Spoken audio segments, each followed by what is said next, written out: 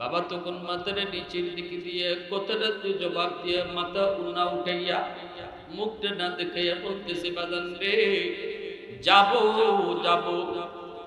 ছেলে তখন বলতেছে চাচা ভাড়া কত দেওয়া লাগবে? তখনই বাবার মাথা নিচের দিকে দিয়ে চেহারা দেখায় না কয়ে জীবনে কত মানুষের কাছ থেকে ভাড়া নিলাম, আজ আমি তোমার কাছ থেকে কোনো ভাড়া নিব না। কারণ বাবার দিলের ভিতরে ঢেউ শুরু হয়ে গেল, চোখ দিয়া পানি পড়ে বাবায় কান্দের মনে মনে কই বাদান জীবনে কতবার তোমারে বাবা রিক্সায় করে স্কুলে নিলাম, স্কুল থেকে আনলাম, কোনোদিন তো ভাড়া চাই নাই, ভাড়া নেই নাই, আজ কেন বাবায় ভাড়া নিব? এই কথার মনের ভিতরে জাগার কারণে বাবাই কই না তোমার কাছ থেকে কোনো ভাড়া নিব না। কিন্তু ছেলে তো চেনে না, কেন এটাও বুঝে না, কেন বাবাই ভাড়া নিব না, কেন মুরব্বী ভাড়া নিব না, কেন চাচাই ভাড়া নিব না, বাবার ছেলে তো বুঝে না। ছেলে কই না আমি আপনাকে ডাবল ভাড়া দিব। বাবা তখন কই ঠিক আছে বসো, তোমাকে নিয়ে যাই। ছেলেকে রিকশার মধ্যে বসাইয়া ওই বাবা জীবন ভোর যেই বাবা রিক্সা চালায় চলে তার লেখাপড়া করাইলো, বাবা রিক্সা নিয়ে বাড়ির দিকে রওনা দিয়ে দিছে। আর ছেলে সিটে বসে বসে কান্দে, সিটে বসে বসে ফুফায় ফুফায় কান্দে। এইদিকে বাবা রিক্সা চালায়, বাবাও কান্দে। বাবা মনে মনে কই ছেলে আজকে কান্দে কেন, কেন সে কান্দে? জিজ্ঞেস করেছে বাদান রে কেন কান্দ, কি হয়েছে তোমার? ওই গ্রাম হলো আমার নিজের গ্রাম, এই গ্রামে আমার আব্বা আম্মা থাকে। আজকে অনেক দিন যাবৎ বাপ মার সাথে আমার দেখা নাই, আমি আসি না, আমি বড় নিমক খারাপ, আমি অনেক বড় ভুলের মধ্যে ছিলাম, শয়তানের ধোঁকার মধ্যে ছিলাম, এখন আল্লাহ আমার বুঝ ফিরায় দিছে, আমি আমার আব্বা আম্মার কাছে মাপ চাইতে এসেছি। জানি না আমার আব্বা আম্মা দুনিয়াতে আসেনি না নাই, আসেনি না নাই, চাচা একটু তাড়াতাড়ি চলে। যেই মাত্র এই কথাটা কইছে তখনই বাবা আল্লাহর কাছে হাত তুলে কই মালিক তুমি বুঝি আমাদের দোয়া কবুল করছো? পৃথিবীতে মায়ের মতো আপন কেউ হবে না, পৃথিবীতে বাবার মতো আপন কেউ হবে না, তোমরা কোনোদিনও মায়েরই মনেতে কষ্ট দিও না, তোমরা কোনোদিনও বাবারই মনেতে কষ্ট দিও না। কত পাপী এমন আছে মাকে কষ্ট দেয়, মায়ের মনে কষ্ট দিয়ে অভিশাপ নেয়, মায়ের মনে কষ্ট দিলে খোদা যে সহে না, বাবার মনে কষ্ট দিলে খোদা যে সহে না, তোমরা কোনোদিনও মায়েরই মনেতে কষ্ট দিও না, তোমরা কোনোদিনও বাবারই মনেতে কষ্ট দিও না। পৃথিবীতে মায়ের মতো আপন কেউ হবে না, পৃথিবীতে বাবার মতো আপন কেউ হবে না, তোমরা কোনোদিনও মায়েরই মনেতে কষ্ট দিও না। একটু জোরে সুরে কোন আল্লাহু আকবার। বাবা রিক্সা থেকে নাই মা মাফলারটা সরায় কই বাবা একটু চিনোনি বুড়া মানুষটারে দেখো। যেই মাত্র রিক্সা থেকে নাই মা মাফলারটা সরায় দিছে, ছেলে লাভ দিয়া দেয় বাবার পা জড়ায় করে কান্না শুরু করে দিছে, আব্বা আমারে মাফ করো, আমি বুঝি নাই শয়তানের ঢুকায় ছিলাম। বাবা টান দিয়ে বুকে উঠাইয়া কপালে চুমা খায়, এতদিনের কষ্ট মুহূর্তের ভিতরে বাপ মা ভুলে যায়। এজন্য বলি যুবক, যতই তুমি শয়তানের ঢুকে করে বাপ মারে কষ্ট দিছো, আজ রাতে ফাউদরে মাফ চাও। মা বাবার কাছে সন্তানে মাফ চাইতে দেরি, বাপ মায় মাফ করতে দেরি হয় না। রসুল কই যেই রাত্রে সন্তান বাপ মার কাছে মাফ চাইয়া ঘুমাইব, মা বাবারে খুশি করে ঘুমাবে, এই রাতে যদি তার মরণ হয় আর জিন্দেগিতে বেশি আমল যদি নাও থাকে, এই আমলের উসিলায় আল্লাহ পাক তারে জান্নাত দান করবে। ওয়া আসহাবিহি ওয়া সাল্লাম। ऐ हबीबे किबरिया तुम पर सलाम, ऐ हमारे दिलरुबा तुम पर सलाम, ऐ हबीबे किबरिया तुम पर सलाम, ऐ हमारे दिलरुबा तुम पर सलाम। दिल सदा कहता रहा तुम पर सलाम, ऐ इमामुल अंबिया तुम पर सलाम। मस्जिद अक़सा में जुमला अंबिया, मस्जिद अक़सा में जुमला अंबिया मुक़्तदी थे और बिहा तुम मुक़्तदा, मुक़्तदी थे और बिहा तुम मुक़्तदा, ऐ इमामुल अंबिया तुम पर सलाम। दिल सदा कहता रहा तुम पर सलाम। मोहब्बतेर साथे जबान खुले अल्प समय जिकिर करी। आज आছি সবাই ইনশাআল্লাহ। आवाज দেওয়া যাবে তো ইনশাআল্লাহ। লা ইলাহা ইল্লাল্লাহ জুড়ে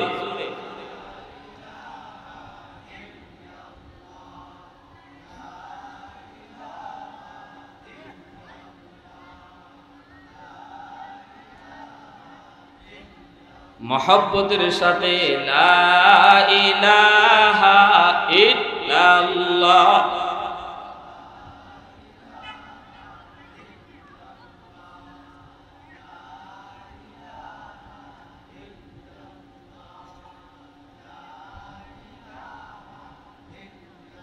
ये जिक्र खुदा दिल में सदा रखने दिया कर, और नक्श खुदा दिल में जमा रहने दिया कर। क्या जाने हक इस्लाम है कोई फज़ल इलाही, हर वक्त दरे क़ल्ब खला रखने दिया कर।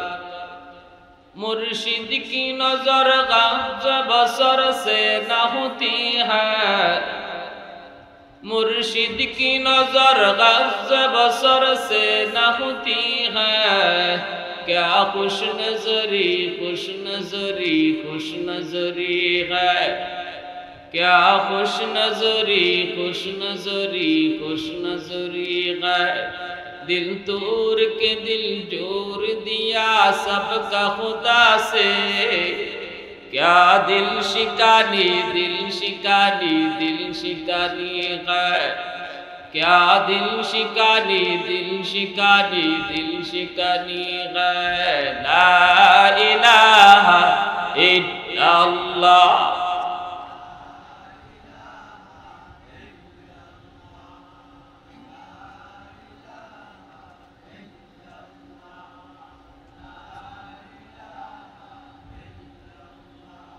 ला इलाहा इल्लल्लाहु मुहम्मदुर रसूलुल्लाह। जोरे सुरे बोले सल्लल्लाहु अलैहि वसल्लम। ঐতিহ্যবাহী দেবকরা পূর্বপাড়া ও বানিয়া দিঘির পাড় যুব সমাজের উদ্যোগে আয়োজিত আজকে তাফসীরুল কুরআন মাহফিলের সম্মানিত সদর ইজলাস সভাপতি জনাব কামরুল হাসান সাহেব, প্রধান অতিথি শামসুদ্দিন আহমদ টুলিপ পাটোয়ারি, মাহফিল পরিচালনায় হাফেজ আহমদ বিন তাহিরি, বিশেষ অতিথি জনাব আলহাজ মোহাম্মদ শফিকুর রহমান জিএম। প্রধান আকর্ষণ ছিলেন উদীয়মান তরুণ বক্তা, সমুদূর কণ্ঠের অধিকারী, স্নেহের ছোট ভাই কারি মাওলানা মোহাম্মদ জুনাইদ আল হাবিব কুমিল্লা। উপস্থিত জাতির বিবেক, জাতির কর্ণধার, এ জাতির সূর্য সন্তান উলামায়ে কেরাম, অত্র এলাকার মুরব্বিয়ানে আযম, কলিজার টুকরা যুবক, পর্দার আড়ালে পর্দানিশীন মা ও বোনেরা, আল্লাহ পাকের দরবারে হাজার কোটি শুকর যে মালিক আমাকে আপনাকে এই মুহূর্তে দুনিয়ার সমস্ত ব্যস্ততা থেকে মুক্ত করে শুধুমাত্র কেবলমাত্র আল্লাহ এবং আল্লাহর রাসূলের মহব্বত আর ভালোবাসা অন্তরে নিয়ে কোরআন হাদিসের মাহফিলে আসার বসার কিছু দিনই কথা শোনার তৌফিক দিয়েছেন। এজন্য শুকরিয়াতান বলি আলহামদুলিল্লাহ। আর একটু জোরে আলহামদুলিল্লাহ। আওয়াজ দেওয়া যাবে তো ভাই? যুবকরা আসো আসো ইনশাআল্লাহ। আজ আমাদের সময় মতো আওয়াজ না হওয়ার কারণেই ফিলিস্তিনে মুসলমান মার খাচ্ছে। কোথায় যে আওয়াজ দেওয়া লাগবে, কোথায় আমরা গরম হব, কোথায় নরম হব, কার সাথে বন্ধুত্ব করব আর কার সাথে দুশমনি রাখবো, এই রুল আল্লাহ আমাদেরকে বলে দিয়েছেন। এটা কোরআনে আসেনি না নাই? রাসূল বলে দিয়েছেন, হাদিসে আসেনি না নাই? রুল রয়েছে। আল্লাহ বলেন আশিদ্দাউ আলাল কুফার রুহামাউ বাইনাহুম। কোথায় আমরা গরম হব? আল্লাহ বলেন যেখানে হক বাতিলের দ্বন্দ্ব, ঈমান আর কুফরের ভিতরে টক্কর, যখন তোমার কানে আসবে কোন প্রান্তে মুসলমান নির্যাতিত নিপীড়িত, শুধুমাত্র ঈমানদার আর মুসলমান হওয়ার কারণে তাদের উপরে নির্যাতন হচ্ছে, এই আওয়াজ যদি তোমার কানে পৌঁছে, আল্লাহ বলেন এই অবস্থায় তুমি আর নরম থাকতে পারো না, এখানে তুমি আগুনের চেয়েও বেশি গরম। আওয়াজ এখানে ছোট থাকা এটা ঈমানের আলামত নয়, এখানে নরম হওয়া এটা ঈমানের আলামত নয়, এখানে ঈমানের আলামত হলো গরম হওয়া। আল্লাহ গরম হওয়ার জায়গা বলে দিয়েছেন, নরম হওয়ার জায়গাও আল্লাহ বলেছেন রুহামাউ বাইনাহুম, নিজেরা নিজেরা নরম থাকো। মুসলমান মুসলমানে ঝগড়াঝাটি করো না, মুসলমান মুসলমানে মারামারি করবা না, এটা গরম হওয়ার জায়গা না, এখানে আওয়াজ উঁচা করার জায়গা না। কারণ সে তোমার মুসলমান ভাই, তার সাথে তোমার একটা সম্পর্ক রয়েছে, যেই সম্পর্কটা হলো ঈমানের সম্পর্ক। আর ঈমানের সম্পর্ক রক্তের চেয়েও আল্লাহর কাছে বেশি দামি। রক্তের ভাই কখনো অস্বীকার করতে হয় যদি ভাইয়ের কলিজায় ঈমান না থাকে। বাবাকেও কখনো অস্বীকার করতে ইসলাম বলে যদি বাবার কলিজায় ইসলাম না থাকে। নূহ আলাইহিস সালাম তার সন্তান কেনান, ঔরসজাত সন্তান কেনান, নূহ নবীকে মানে না, আল্লাহকে মানে না, নবীর সন্তান হয়ে কাফের। যখন নূহ নবীর মহাপ্লাবনে পানিতে ডুবে কেনান মরে যায়, তখন নূহ নবী সন্তানের মায়ায় আল্লাহকে বলেছিলেন, আল্লাহ এই যে আমার সন্তানটা ডুবে মারা যাচ্ছে, আল্লাহ বাঁচাও। জবাবে আল্লাহ বলেছিলেন, নূহ একবার তুমি কেনানকে সন্তান বলেছো, দ্বিতীয়বার বলবা না। লাইসা মিন আহলিক, আমি আল্লাহ বলছি সে তোমার পরিবার নয়, সে তোমার পরিবার নয়, কারণ তার কলিজায় ঈমান নাই। তাহলে আল্লাহ এই রুল বলে দিলেন, মুসলমানের সম্পর্ক তৈরি হয় রক্তের দ্বারা নয়, ঈমানের দ্বারা। ঠিক কিনা জোরে বলেন? ঈমান নাই বিধায় রক্তের সন্তানকে আল্লাহ অস্বীকার করতেছে।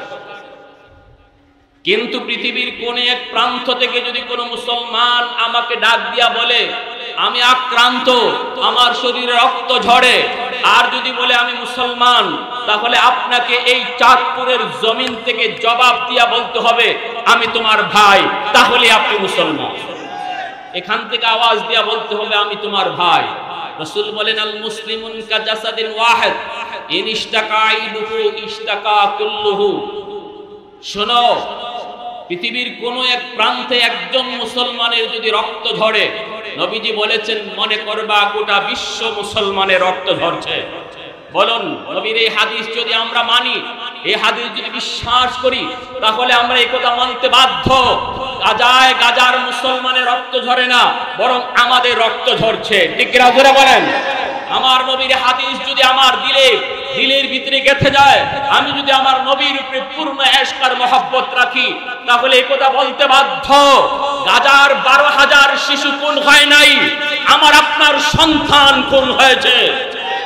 আজকে সৌদির বাদশা যদি কথা জানতো আর বুঝতো আর মানতো, আমার নবীর হাদিসের উপরে যদি মিশরের বাদশার এতিম থাকতো, আজকে জর্দানের বাদশা যদি আমার নবীর হাদিস মানতো, সৌদির বাদশা সালমান যদি নবীর হাদিস মানতো, আর আওয়াজ একটা আওয়াজ যদি দিত, গাজার শিশু নয় আমার শিশু খুন হচ্ছে, ইসরায়েলের বাপেরও ক্ষমতা ছিল না, আমেরিকার বাপেরও ক্ষমতা ছিল না গাজায় হামলা করা।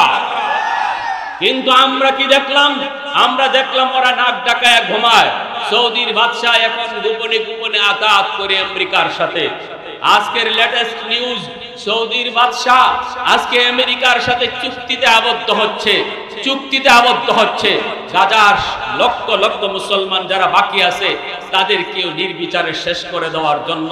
তাহলে আমাদের কাছে বুঝতে বাকি নাই, নবীজি যে হাদিসটা বলে গেছেন, শেষ জমানায় উম্মতের শাসকদের ভিতরে এমন কিছু শাসক তৈরি হবে যারা নামে বলবে মুসলমান কিন্তু প্রকৃত এরা মুনাফিক। আল্লাহ নবীর হাদিস এই সত্যতায় প্রমাণিত হলো। এতদিন পর্যন্ত ওরা মুখে মুখে যা ফিলিস্তিনের পক্ষে বলেছে এটা ছিল আমাদের আইওয়াশ, এটা ছিল এদের ভাউতাবাজি দুকাবাজ, আর বর্তমানে প্রমাণ হলো এরা মুনাফিক নাম্বার 1। আওয়াজ দিয়া বলো ঠিক কিনা? আমি আপনাদের কাছ থেকে একটা সবক চাই। সবক রাসূল বলেছেন, জিহাদের তামান্না যার দিলের ভিতরে থাকবে না সে মুনাফিক হয়ে মরবে, মুনাফিক, মুনাফিক হয়ে মরবে। হে চাঁদপুরের জমিনের যুবকগুলি, মুসলমান যারা দাবি করে বলো, যদি কোনোদিন তোমার সামনে তৈরি হয় ফিলিস্তিনে যাওয়ার পরিবেশ, যদি তোমার সামনে এই পরিবেশ তৈরি হয় 13,000 শিশুর খুনের জবাব চাওয়ার, যদি কোনোদিন তোমাকে রাস্তা তৈরি করে দেওয়া হয় জিহাদে শরীক হওয়ার, তাহলে জীবন বড় না ঈমান বড়?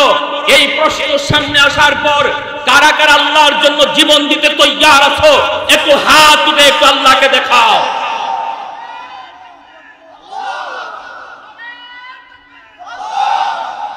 মুসলমানের আওয়াজে স্লোগান দেন। বেদিন বেঈমান, এখানে মাইক হাতে লন, মাইকে কারা আছে? স্টেজে যে আছে সে স্লোগান দেন। আমাদের একটা শৃঙ্খলাবদ্ধ জাতি আমরা মুসলমান। মনে রাখবা, দুশমনদের কাছে পারমাণবিক বোমা আছে কিন্তু নারায়ে তাকবীরের আওয়াজ নাই। নারায়ে তাকবীরের আওয়াজ আমাদের কাছে। খালিদ বিন ওয়ালিদ বলেছিলেন 60,000-এর মোকাবেলা করেছি আমরা 60 জন ইয়ারমুকের যুদ্ধে।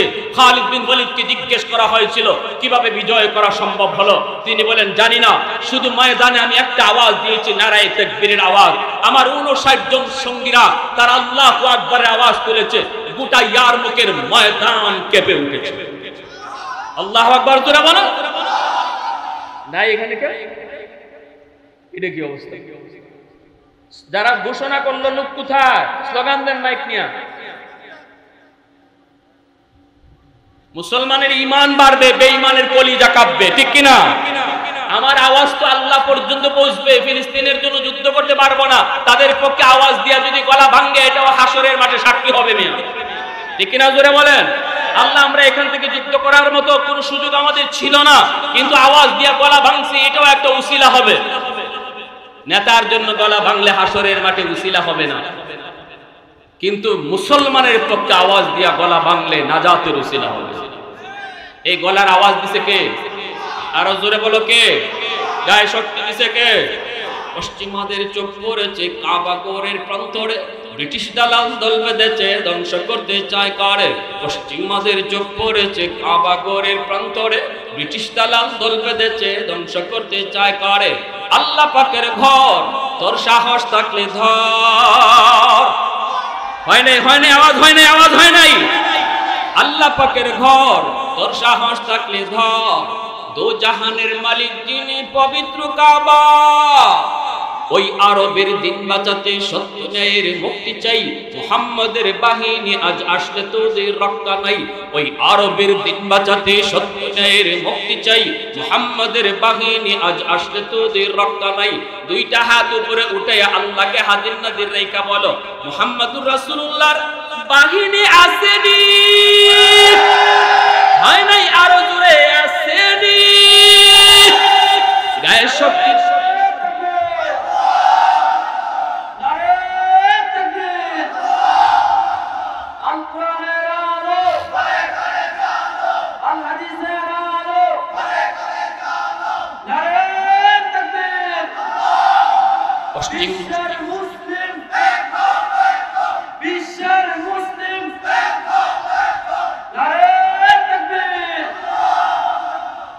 দাঁড়াও জেগে উঠো ওহে মুসলমান, আর কতদিন দিন ইসলামের সইবে অপমান। একটু দাঁড়াও জেগে উঠো ওহে মুসলমান, আর কতদিন দিন ইসলামের সইবে অপমান। রক্ত দিয়ে পবিত্র ওই মক্কা মদিনা, সেই জমিনে ইহুদিরা চলতে পারে না। নূর মক্কার ইসলাম তার তাকলো কি আর দাও, বন্দিশালায় তাকে যদি আল-আকসার ইমাম। ওই আরবের দিন বাঁচাতে সত্য ন্যায়ের মুক্তি চাই, মুহাম্মাদের বাহিনী আজ আসলে তোদের রক্ষা নাই। পশ্চিমাদের চোখ পড়েছে কাবা ঘরের প্রান্তরে, ব্রিটিশ দালাল দল বেঁধেছে ধ্বংস করতে চায় কারে। পশ্চিমাদের চোখ পড়েছে কাবা ঘরের প্রান্তরে, ব্রিটিশ দালাল দল বেঁধেছে ধ্বংস করতে চায় কারে। আল্লাহ পাকের ঘর তোর সাহস থাকলে ধর, আল্লাহ পাকের ঘর তোর সাহস থাকলে ধর। দো জাহানের মালিক যিনি পবিত্র কাবা, ওই আরবের দিন বাঁচাতে সত্য ন্যায়ের মুক্তি চাই, মুহাম্মাদের বাহিনী আজ আসলে তোদের রক্ষা নাই। আরেকটা বার দুই হাত উপরে উঠায়া বলো, গায়ের শক্তি দিছে কে? গলার আওয়াজ দিছে কে? এই শক্তি আর আওয়াজ বের হবে কার জন্য? মুহাম্মাদুর রাসূলুল্লাহর বাহিনী আসেনি, ইমাম মাহদির সৈনিক আসেনি। একটু জোরে বলো আল্লাহু আকবার, মুসলমানের আওয়াজে বলো আল্লাহু আকবার। খালিদ বিন আলী ওয়ালিদের আওয়াজে বলো আল্লাহু আকবার, আল্লাহু আকবার। আল্লাহ আমাদেরকে তোমার দ্বীনের জন্য কবুল করো। আল্লাহ আমরা বিছানায় মরণ চাই না, শাহাদতের মরণ দান করো। সবাই বলেন আমিন। পৃথিবীর হায়াত আর বেশি দিন নাই, রঙের দুনিয়া, স্বপ্নে দেখে লাভ নাই, যে কোনো মুহূর্তে বিপদের ডঙ্কাও আসবে। আজ যেমন আরামে আছি, আগামী কাল কোন অবস্থায় আসবে এখন কেউ জানে না। প্রতিদিন পৃথিবীর রং চেঞ্জ হচ্ছে, ঠিক কিনা জোরে বলেন। তৃতীয় বিশ্বযুদ্ধের দিকে পৃথিবী আগাইতেছে। পক্ষ দুইটা, হয় শয়তানের দল নয় আল্লাহর দল। শয়তানের দলে যাব না আল্লাহর দলে যাব? কারা কারা আল্লাহর দলে যাব? আল্লাহ তুমি কবুল করো, জোরে বলেন আমিন। আর জোরে বলেন আমিন। এজন্য বলি যুবক, আল্লাহ পাক বলেন ওয়া মান ইয়াত্তাকিল্লাহা ইয়াজআল লাহু মাখরাজা ওয়া ইয়ারযুকুহু মিন হাইসু লা ইয়াহতাসিব। থিওরি বলে দিয়েছেন আল্লাহ পাক, বিপদ থেকে বের হয়ে আসার উপায় কি? সামনে যখন তুমি বিপদ দেখতে পাবা যুবক, ওই বিপদ থেকে বাঁচার পথ কি? আল্লাহ পাক এই আয়াতের ভিতরে রুল বলে দিয়েছেন, পথ আল্লাহ বলে দিয়েছেন, আল্লাহ পাক নিয়ম বলে দিয়েছেন। কোন পথে হাঁটলে পড়ে, কি করলে পড়ে, কোন পদ্ধতি মানলে পড়ে বিপদ তোমাকে পাবে না। উদ্ধার করবেন কে? একটু জোরে বলেন কে? বিপদ আপদ দেয় কে? উঠায় কে? দয়াল বাবা, খাজা বাবা, জটাশা, ল্যাংটাশা, কোন বাবাই পারে? বিপদ থেকে উদ্ধার করে কে? এই ইয়াকিন আসেনি না নাই? ওয়ামান ইয়াত্তাকিল্লাহা ইয়াজআল লাহু মাখরাজা ওয়া ইয়ারযুকুহু মিন হাইসু লা ইয়াহতাসিব।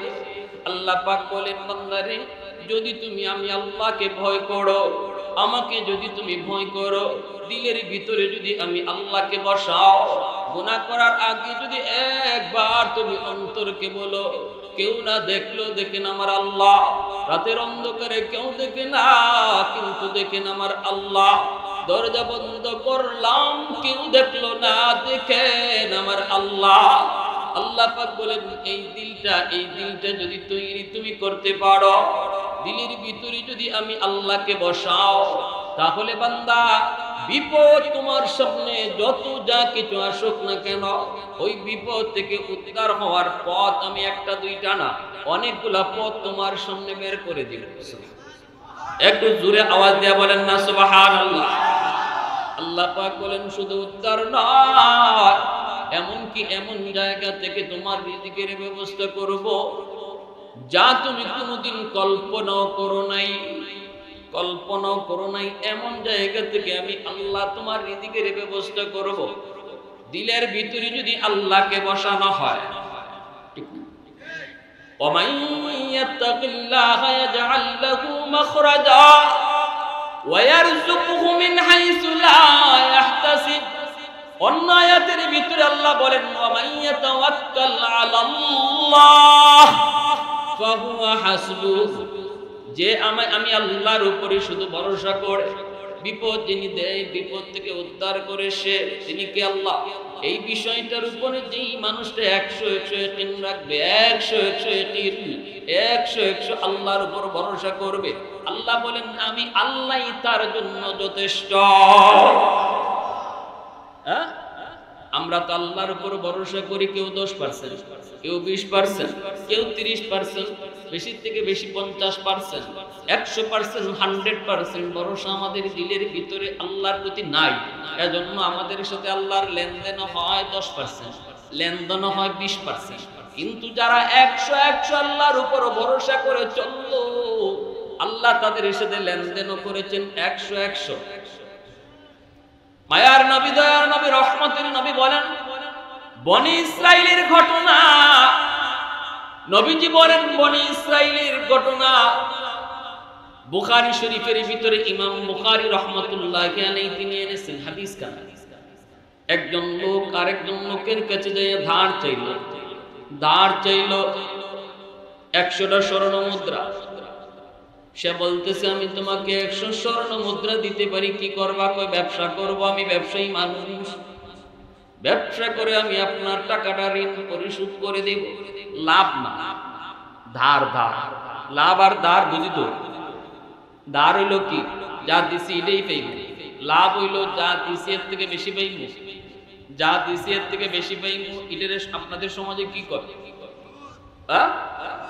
কি কর? সুদ কয় তো? হালাল না হারাম? নাম সুদই আছে নাকি অন্য কোনো নাম বদলাইছে? আমাদের এলাকার একজনে কয় কি শুনবেন, হুজুর আমরা তো সুদ খাই না, ইন্টারেস্ট খাই। কি কয়? ইন্টারেস্ট খাই। আপনারা তো বলেন সুদ হারাম, কিন্তু আমরা তো সুদ খাই না, ইন্টারেস্ট খাই।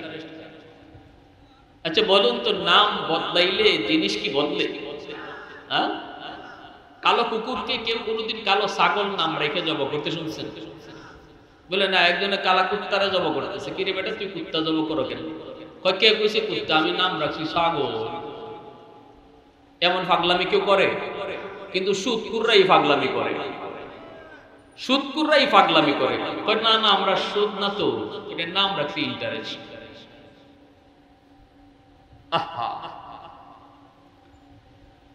আল্লাহর নবী বলেন জাহান্নামে আমি সুদকুরদের আযাব যেই ভয়ানক দেখছি, বুতুনহুম কাল বুয়ুত ফিহাল হাইয়াত তুরা মিন খারিজ বুতুনিহিম।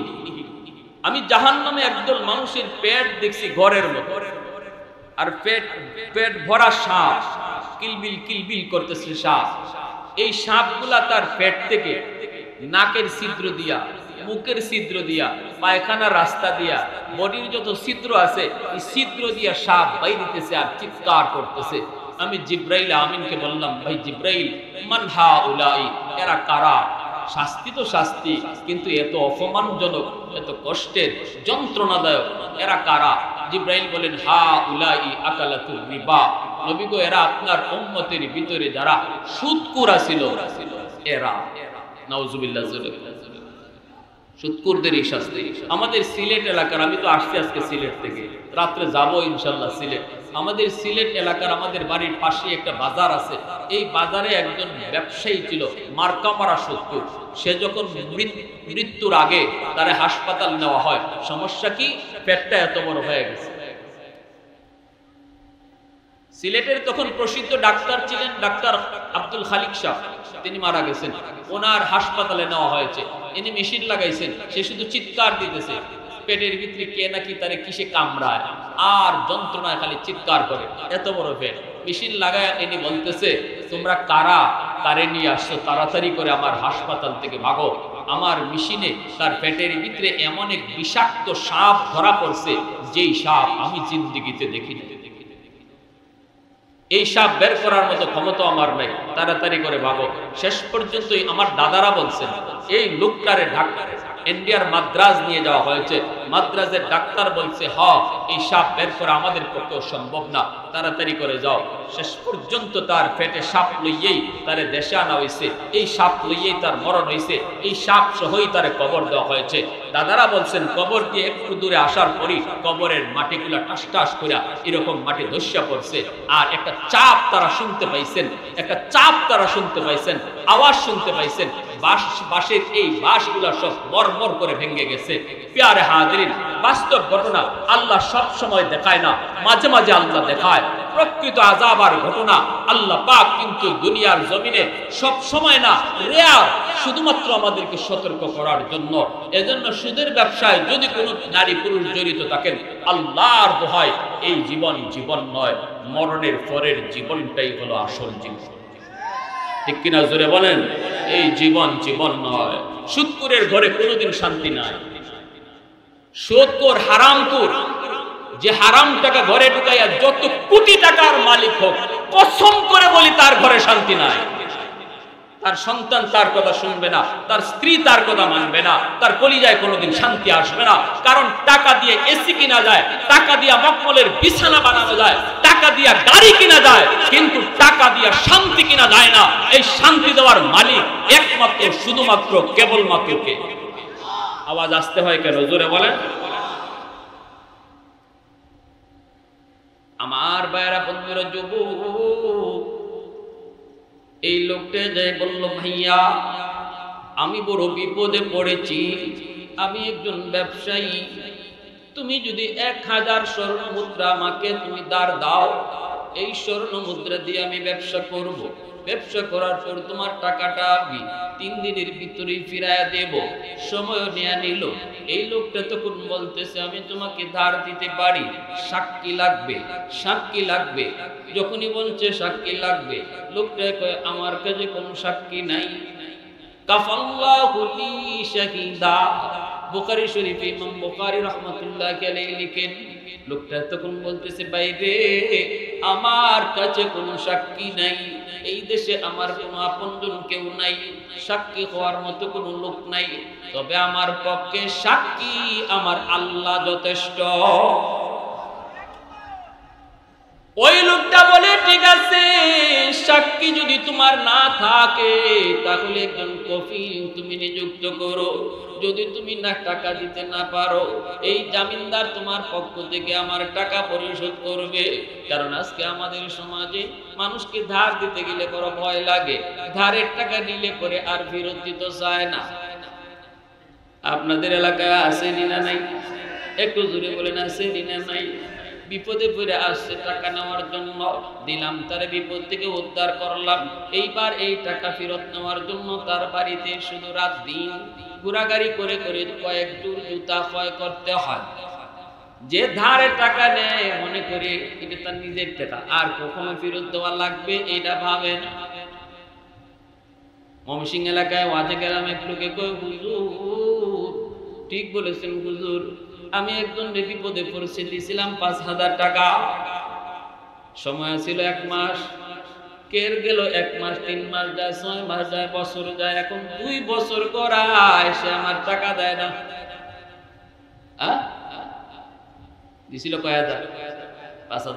কই বাড়িতে গেলে পরে নিজে ঘরের ভিতরে থাকলো, ফুলা পান্ডি দিয়া বলায় কয় ঘরে নাই,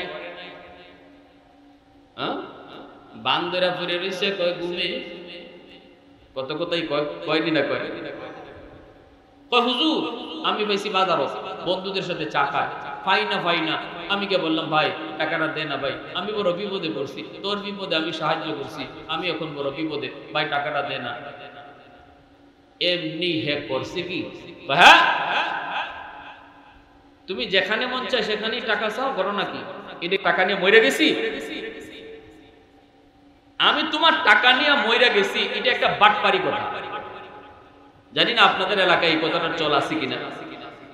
কিছু চাইলেই কইবো আমি কি মরে গেছি মরে গেছি। তাহলে আপনি কোন দিন মরবেন এটা করবেন? যেদিন মরবেন এর আগের দিন আসবো, এর আগে আপনারা বিরক্ত করবেন পারবেন? আপনাদের চাঁদপুর এলাকার কোনো মানুষ এই কথা বলতো যে সে কোন দিন মারা যাবে? যে এই কথাটা বলে আমি কি তোমার টাকা নিয়ে মরে গেছি, চরম বাটপারি কথা। ও কোন দিন মরবে ও তো নিজেও জানে না, এখনো তো মরতে পারে, ঠিক কি না? সেও বলতেছে আমি কি তোমার টাকা নিয়ে মরে গেছি, তুমি এখানে টাকা চাইতেছো, বন্ধুদের সামনে আমার বিদ্যুৎ করলা। তখন এই লোকটা কয় ভাই আমি তো তোর বাড়িতে যাইও পাই না, বাজারেও পাই না, কোথাও পাই না, তখন কি করব? দে না ভাই, আমি বড় বিপদে আছি, তোর বিপদে তো তোরে উদ্ধার করলাম, এখন দে না। সে শুধু তার গানি গায়। এইবার তার বন্ধুরা কয় কি শুনবেন, যারা একসাথে চা খাইতেছিল, হ্যাঁ তুমি অন্যায় করেছো, চরম অন্যায় করেছো, এটা ধার চাওয়ার জায়গা না, এটা ফেরত টাকা নেওয়ার জায়গা না, এটা টাকা চাওয়ার জায়গা না, এখানে আমরা বন্ধুরা একসাথে বসে বসে চা খাইতেছি, তুমি আমাদের বন্ধুরে আমাদের সামনে বেইজ্জত করেছো, এর জরিমানা তোমার হওয়া উচিত। কয় কি জরিমানা? কয় জরিমানা হলো আমরা বন্ধুরা সবাই মিলে চা খাইছি, নাস্তা করছি, 250 টাকা বিল হয়েছে, এটা তুমি দিয়া যাও। কথা বুঝেননি আপনারা? হ্যাঁ, সে বলতেছে হুজুর আমি যখন খানা খাই বয়ানের পরে, তখন আমার এই ঘটনা শুনাইতেছে, হুজুর আমি আমার পাওনা টাকা চাইতে যাইয়া 250 টাকা জরিমানা দিয়ে আসছি। এই হলো আমাদের সমাজের চিত্র, যার কারণে একজন মানুষ টাকা হাতে টাকার পরেও ধার দিতে চায় না, কারণ সে জানে ওই যে কয়না চুন খায়া মুখ পুড়ছে, এখন দুধ দেখলে ভয় পায়, টাকা হাতে আছে এরপরে কয় নাই। আর এই সুযোগে সুদকুরদের সুদের ব্যবসা গরম হয়ে গেছে। সুদকুররা টাকা নিয়ে বসা, যাও অমুকের কাছে ধার আনতে, দিবনে 5 জনরে ধার দিয়া এখন আঙ্গুল চুষে যাও দিবনে। হ্যাঁ জানে, সুদকুরে জানে ওখানে গেলে ধার পাবে না, তার কাছে আসতে হবে। আসলে পরে গলায় রশি লাগাইয়া ভালো করে পেছাইয়া এরপরে কয় নেও 10,000 দিবা 15,000, নেও 20,000 দিবা 25,000। না দিলে তার লোক রেডি আছে বাজারে, একদম ঘাটটার মধ্যে দইরা টাকাটা উসল করব। কারণ সমাজে ওই মানুষগুলাই সুদের ব্যবসা করে যাদের দুটা জিনিস আছে, এক হলো কচকচে টাকা, আরেক হলো ক্ষমতা পাওয়া। এই দুই জিনিস যার আছে তারাই সুদের ব্যবসা করে। সুদখোর, নবী বলেন সুদ খাওয়ার চেয়ে মার সাথে জিনা করা ভালো। নাউজুবিল্লাহ, জোরে কোন আর জোরে বলেন। এই ধরনের জঘন্য কাজ যারা পারে এরা সুদ খাইতে পারে, যারা ওই কাজ পারে না এরা সুদও খাইতে পারে। এবার আপনাদের গায়ে লাগলে লাগুক, না লাগলে না, আমি কিছু বুঝি না, আমি আমার রসুলের হাদিস কয়ে গেলাম। এবার মানবেন কি মানবেন না এটা আপনার ব্যাপার। না মাইনা যদি আপনি আল্লাহরে বুঝ দিতে পারেন আমার অসুবিধা। আপনি এখনো সুদ খান, খাইয়া আল্লাহরে বুঝ দিয়া দিয়েন, আমার কোনো অসুবিধা নেই। দায়িত্ব ছিল আমার বলা, এটা বলে গেলাম। যদি না বলতাম আল্লাহর কাছে আমার জবাব দিতে হবে, ঠিক কিনা জোরে বলেন। এই লোকটা তখন বলতেছে ভাই রে আমি তোমাকে ধার দিব, সাক্ষী তুমি আল্লাহকে মানলা, আমি মানলাম, কিন্তু জামিন লাগবে, জামিন ছাড়া আমি তোমাকে কেমনে টাকা দিব? তুমি আর এক দেশের মানুষ, ব্যবসা করে তুমি জাহাজ নিয়ে আমার এলাকায় 3 দিন পরে আসবা, আসার পরে আমার টাকা পরিশোধ করবা, এর কি গ্যারান্টি আছে? একজন জামিন লাগবে, জামিন ছাড়া আমি তোমাকে টাকা দেব না। এই কথা বলতে লোকটা কয় আল্লাহ আমার জামিন যথেষ্ট। আল্লাহু আকবার, জোরে বল। কাফাল্লাহু লি কাফিলা, আল্লাহ আমার জন্য কাফিল। এই কথা বলার পরে লোকটার দিল নরম হয়ে গেল। লোকটা বলতেছে ঠিক আছে আমি তোমাকে ধার দিলাম, আল্লাহ তোমার সাক্ষী, আল্লাহ তোমার জামিন, আমিও আল্লাহকে মানলাম। এ যুবক একটু দিলটা নরম করে কথাগুলি বুঝো, রং তামাশার দুনিয়া বেশি দিন নয় রে। চোখের সামনে দেখলে দেখবা বন্ধু কবরে শুয়ে রইছে, ডান দিকে যদি তাকাও দেখবা খেলার সাথী কবরে শুয়ে রইছে, বাম দিকে তাকালে দেখবা তোমার লেখাপড়ার সাথী কবরে শুয়ে রইছে। পত্রিকার পাতা উল্টাইলেই দেখা যায় যুবকের মৃত্যুর খবর, অ্যাক্সিডেন্টে যুবকের মরণ, হার্ট অ্যাটাকে যুবকের মরণ, স্ট্রোক করে যুবকের মরণ। এইভাবে সমাজে আস্তে আস্তে মুরব্বীর সংখ্যা কমে গেছে। মুরব্বী এখন আর আগের মতো পাওয়া যায় না।